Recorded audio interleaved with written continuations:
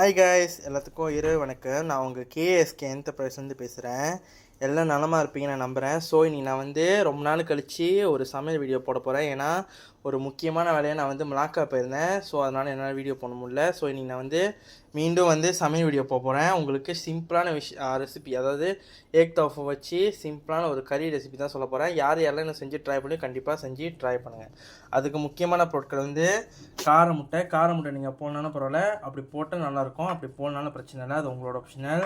அப்புறம் egg tofu நல்லா பொரிச்சு எடுத்துக்கோங்க. அப்புறம் தவ் கோரிங்னு இருக்குது, தவ் பூத்தே இருக்குது, அப்புறம் இந்த மாதிரி பஞ்சு தவ் கூட இருக்குது. உங்களுக்கு எது வேணுமோ நீங்கள் அதை போட்டுக்கலாம்.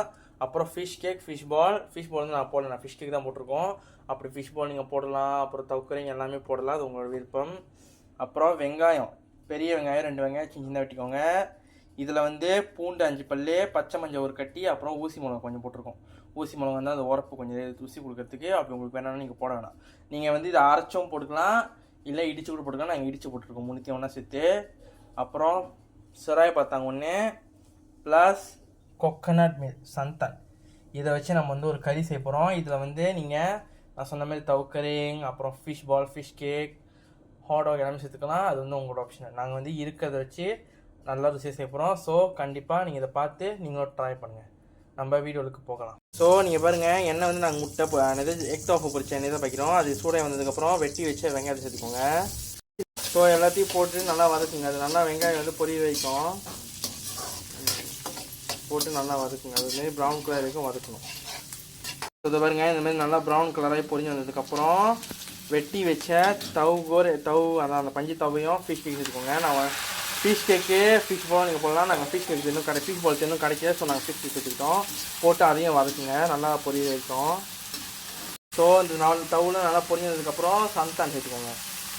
சந்தான் சேர்த்துக்கோங்க. சந்தான் ரொம்ப சேர்த்துக்கோங்க, தேவையான சேர்த்துட்டா போதும்.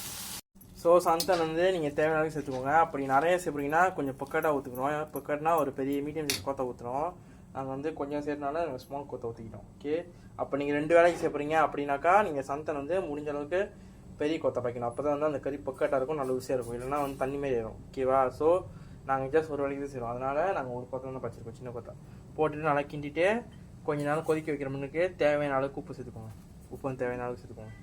ஓகே, உப்பு சேர்த்துக்கிட்டு அதை லைட்டாக ஒரு கிளறி விட்ருங்க. ஏன்னா அப்புறம் அந்த உப்பு போய் அந்த சந்தானோட இதில் போய் மிக்ஸ் ஆகும். ஸோ இதை ரொம்ப நேரம் கொதிக்கிங்கன்னா லேசான கொதி வந்ததுக்கப்புறம் சிராய் அப்புறம் இடித்து வச்ச ஊசி மிளகா, பச்சை மஞ்சள், பூண்டு, இது 3 சேர்த்துக்கோங்க. ஓகே, போட்டு நல்லா கிளறுங்க. இந்த பச்சை மஞ்சள் உடம்புக்கு நல்லது காய்ஸ், அதனால தான் நம்ம இந்த கிளறி சேர்த்துக்கிறோம். ஓகே, பச்சை மஞ்சள் உடம்புக்கு ரொம்ப ரொம்ப நல்லது. அதோட இது இஞ்சி மாதிரி இருக்கும். ஸோ போட்டு நல்லா கிளறி விடுங்க. ஸோ இதை பாருங்க காய்ஸ், நல்லா கொதிச்சு கலரும் மாறிடுச்சு. நாங்கள் பச்சை மஞ்சள் சேர்த்தா பாருங்கள், பச்சை மஞ்சள் சேர்த்தாலே போதும், இந்த கலர் ஆட்டோமேட்டிக்லி ஒரு மாதிரி மஞ்சள் கலர் ஆகிடும். ஓகே, அது நல்லா வெந்ததுக்கப்புறம் பொரிச்சு வச்ச எக் தோஃபு. இது நீங்கள் நிறையா போட்டுக்கலாம். நாங்கள் குறவா போட்டிருக்கோம், ஏன்னா நாங்கள் ரொம்ப சாப்பிட மாட்டோம். அப்புறம் காரம் நான் சொன்னது ஆப்ஷனல். ஏன்னா சில பேர் கார முட்டை பிடிக்காது. அப்படி பிடிக்காதுன்னா நீங்கள் போட்டுக்கோங்க, பிடிச்சா நீங்கள் போட்டுக்கோங்க. போட்டு கிண்டுங்க. ஏன்னா இந்த கறி ரொம்ப ரொம்ப சிம்பிள் காய். எல்லாத்தையும் போட்டு கிண்டிட்டு கொஞ்ச நேரம் கொதிக்க விடுங்க. அப்போ தான் அந்த வாடெல்லாம் போகும். ஸோ கொஞ்ச நேரம் கொதிக்க விடுங்க. ஸோ இதை பாருங்க காய், நல்லா கொதி வந்துச்சு. கொதி வந்ததுக்கப்புறம் நீங்கள் அடைச்சி சோலை ஊற்றி சாப்பிட்லாம். ஸோ இந்த வீடியோ யாருக்கு பிடிச்சிருக்கோ மறந்துடாமல் நம்மளோட கேஎஸ்கே என்டர்பிரைஸை ஃபாலோ பண்ணி, லைக் பண்ணி, ஷேர் பண்ணி, ரீபோஸ்ட் பண்ணுங்கள். கண்டிப்பாக இதை ட்ரை பண்ணுங்கள். இதோட பேர் மசாலுமா தவுஃபு. ஓகே, இது கண்டிப்பாக உங்களுக்கு பிடிக்கும். Okay, thank you.